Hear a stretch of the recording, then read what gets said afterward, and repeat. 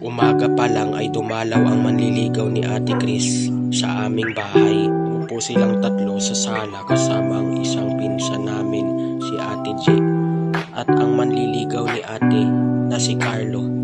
Nagyaya si Carlo, tara punta tayo sa mall. Agad kaming nagbihis at sumama. Punta kami sa grocery section ng mall dahil manlilibre si Carlo. Kaya kumuha kami ng mga chicheria at chocolates.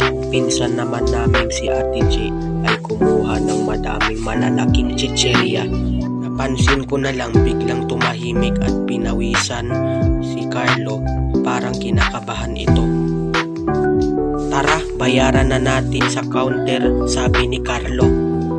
Walang ano-ano ay may isang lalaki na lumapit at hinawakan si Carlo. Nakita ko siya binulsa ang gel. Ako ay taga-masid dito sa mall. Umiiyak at nagmamakaawa si Carlo. Pasensya na po sir, gusto ko kasing bumili ng gel ngunit hindi sapat ang aking pera. Sobra nakakahiya. Sinauli ang ibang chicheria upang mabayaran ang gel at hindi siya damputin. Pag-uwi namin sa bahay, dinaan na lang namin sa tawa ang lahat ng nangyari. Yak, crush ko pa naman siya, pero sa ginawa niya, turn off ako. Wika ni Ate G. Crush pala ni Ate G si Carlo na manliligaw ni Ate Chris.